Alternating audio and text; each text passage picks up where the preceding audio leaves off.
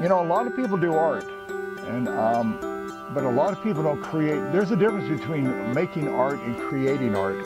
People who make art are people who look at a picture and they copy or duplicate. And that's okay, that's fun to do. But then what you want to do is you want to find out what your techniques are, what you're trying to say with your art, and then go from there. So you have to create new images. You have to create your images. You can't always just duplicate someone else's images. So that's the person who creates art as opposed to the person who just paints art. So I think my artwork is fun and my images are fun. And I think everyone's artwork is fun and their images are fun. But will artworks really stop a war? No. Will artwork feed people? No. So art is sort of like, it's something other than, it gives you an inward happiness. It doesn't necessarily, it's not going to be the cure cancer.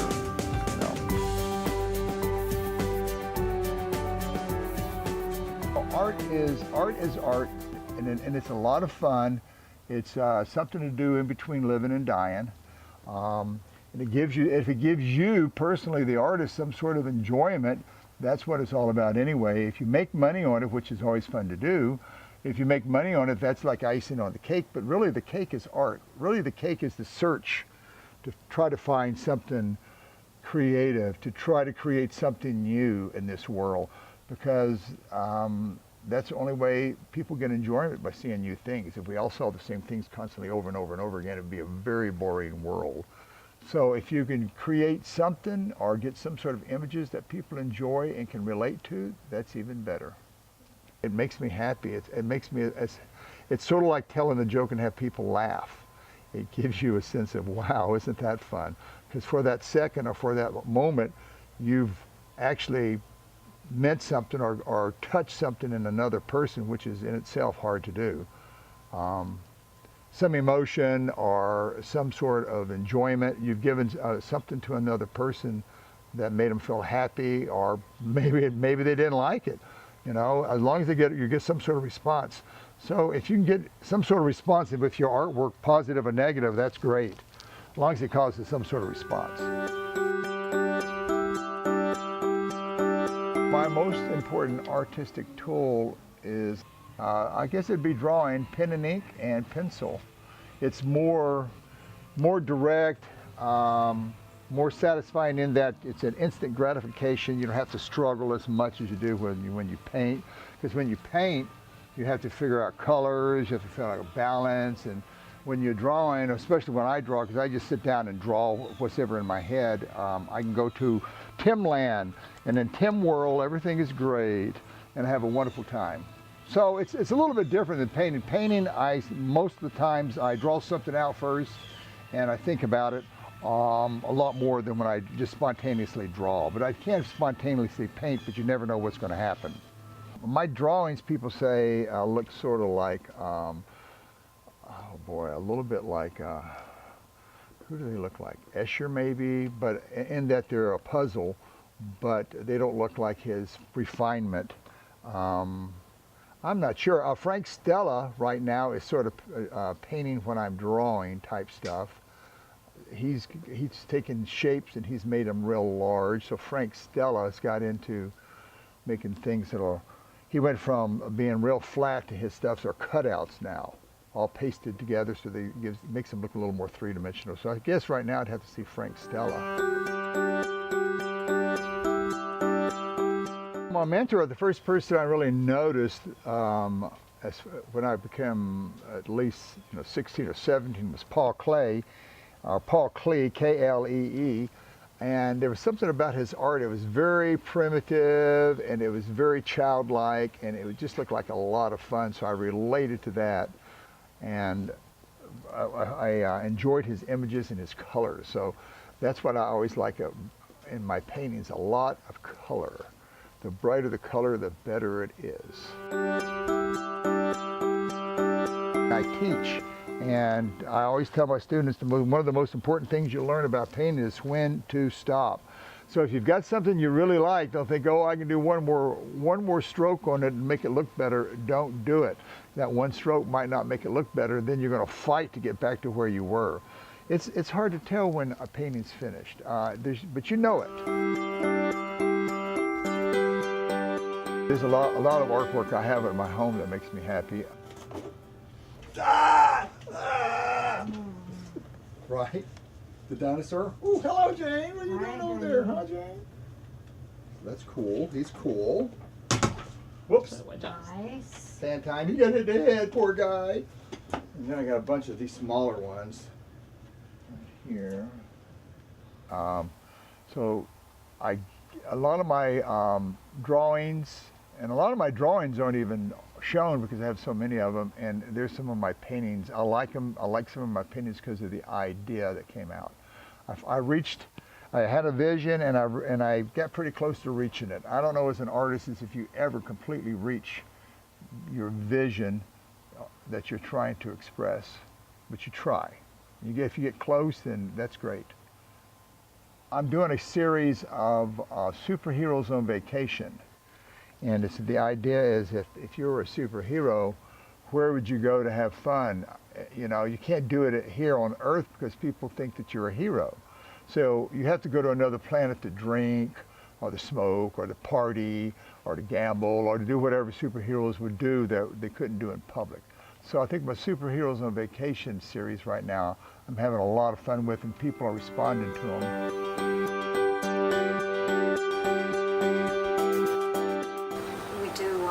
Different shows, like we did a couple this weekend, and selling art together and setting up and doing all of that. He's going to be doing some shows in Ybor, and another one he'll be doing through the Hyde Park Art Studio. Hyde Park Art Show, okay, and there should be thousands of people there. I'm going to go there and draw at the table, do live drawings, and sell some of my drawings. It was a success for me because I had a lot of fun. I had a ball. Financially, was it a success? Well, no. But again, you show your artwork for ego, for sure, to say, hey, look what I can do, or look at my stuff, or do you like my stuff, that type of thing.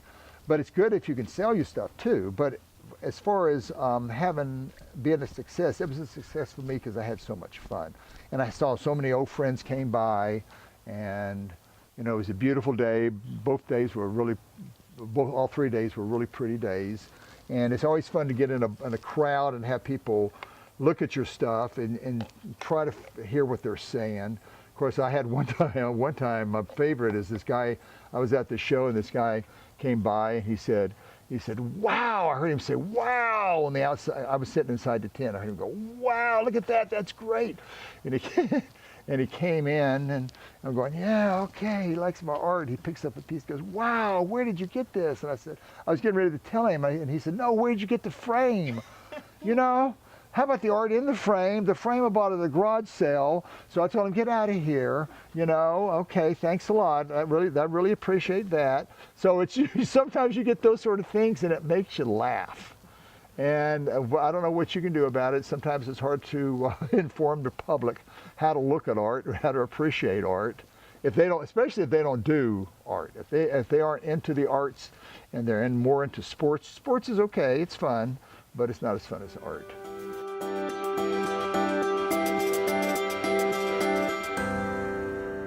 I really didn't have a good time in the Marine Corps.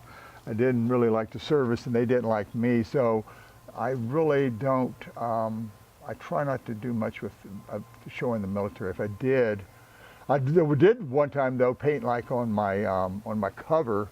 I lost my little Marine Corps eagle on the world on my cover, and we had junk on the bunk that day. Like this brigadier general was going to come in, so I drew a little whirl with a marker. I drew a little whirl and put a little chicken on top of it, and put my cap out. Well, wouldn't you know, he walks through all these bunks, and someone must have told him, I have no idea. He stopped at my bunk and picked up that cap and saw the chicken on top of the world. And he said, what is this, Marine? And so that wasn't a good experience right there. But I just have never figured out why he stopped at my bunk and looked at my cap. I just looked like any other jarhead, I thought. He didn't appreciate it, and that's when I figured I probably should try to get out of the service before they call me up and put me in the regulars and send me to Vietnam, where I did not want to go.